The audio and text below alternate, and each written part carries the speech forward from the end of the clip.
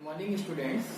Today we will learn demerits or disadvantage of cooperative organization. The first point is limited capital.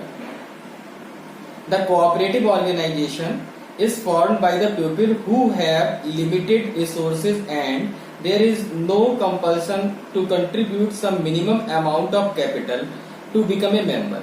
ये cooperative society होती है, ये बहुत कम लोगों के द्वारा बनाई जाती है और इसमें ऐसा कोई कंपल्सन नहीं होता है, जरूरी नहीं होता है कि आपको इतनी कैपिटल लानी ही लानी है, इसीलिए इसमें कैपिटल की लिमिटेशन पाई जाती है. The principle of one man one vote also discourage people to invest more, so cooperative organisation always face a shortage of capital due to low rate of return. क्योंकि इसमें सबसे बड़ी बात यही है कि इसमें प्रिंसिपल काम करता है कि एक पर्सन एक वोट दे सकता है, चाहे वो ज्यादा कैपिटल लाया हुआ हो चाहे वो कम कैपिटल लाया हो. अगर वो पर्सन मेंबर है कोऑपरेटिव ऑर्गेनाइजेशन का तो उसको वोट देने का राइट है. तो इस वजह से कोई स्पेशल बेनिफिट नहीं मिलता है, किसी को कोई भी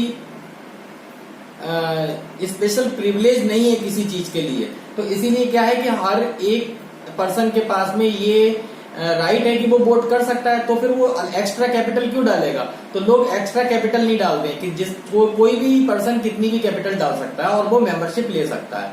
तो हमेशा कोऑपरेटिव सोसाइटी में ऐसा देखा गया है कि उसमें कैपिटल की शॉर्टेज रहती है, क्योंकि उसमें कोई रेट ऑफ रिटर्न तो मिलना ही नहीं है, तो इसीलिए लोग ज्यादा कैपिटल डालते नहीं है.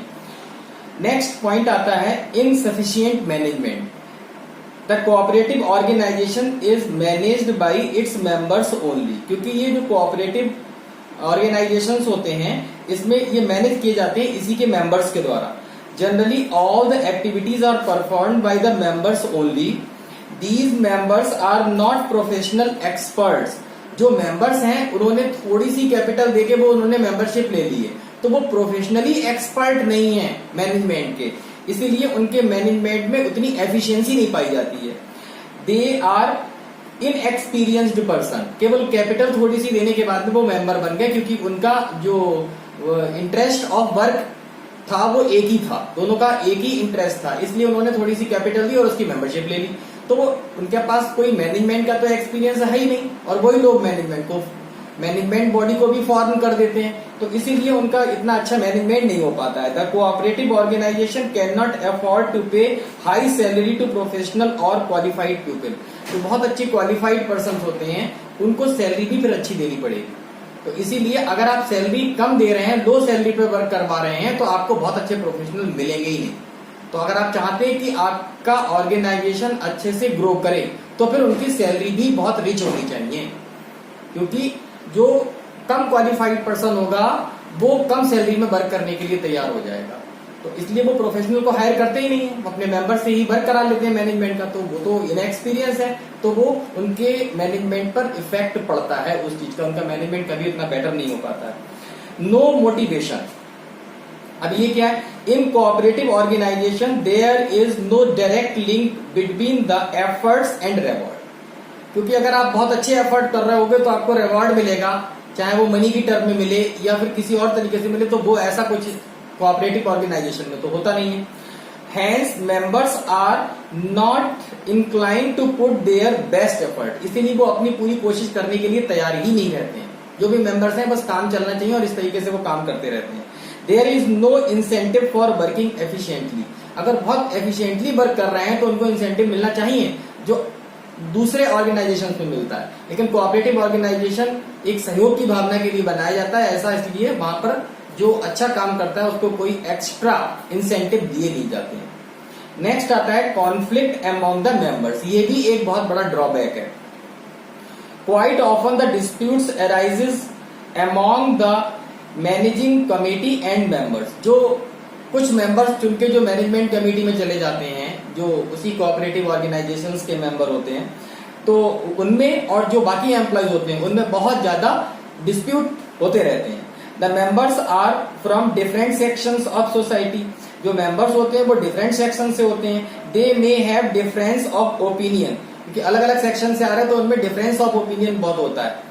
They may have difference of opinion and if any member follow rigid attitude अगर वो बहुत रिजिडिटी उसके अंदर होती है, बहुत स्ट्रिक्ट बन जाता है अगर वो, तो it can lead to conflict and dispute. इससे बहुत मतभेद होता है, दोनों के विचार आपस में नहीं मिलते हैं और फिर उनमें डिस्प्यूट पैदा हो जाता है। Generally the selfish motive of members start dominating and they are forget to service motive.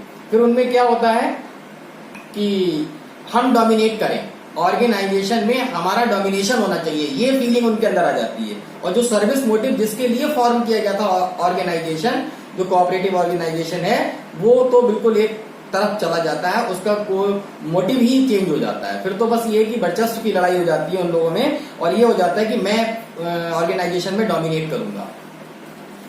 Next and last drawback जो आती है वो है एक्सेसिव गवर्नमेंट कंट्रोल। क्योंकि ये गवर्नमेंट बॉडी की तरह ही वर्क करता है, तो इसमें गवर्नमेंट का बहुत अधिक इंटरफियरेंस होता है।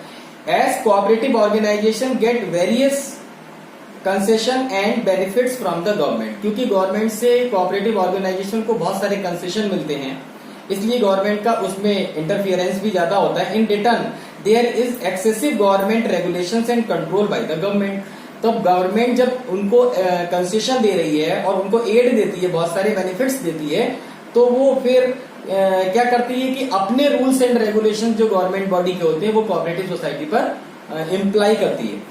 It is essential for a cooperative organization to get its accounts audited by the auditors of the cooperative department and to submit its accounts with the registrar। तो फिर उनको जो ऑडिट करना होता है वो भी ऑडिट अकाउंट्स को कराने के बाद में गवर्नमेंट ऑफ इंडिया का जो रजिस्ट्रार होता है वहां पर उसको सबमिट करना होता है। तो जो भी उनका ऑडिट पॉलिसी होती है, जो सीक्रेसी होती है, वो गवर्नमेंट के पास में रहती है। All of these regulations restricted the flexibility and efficiency of cooperative organization।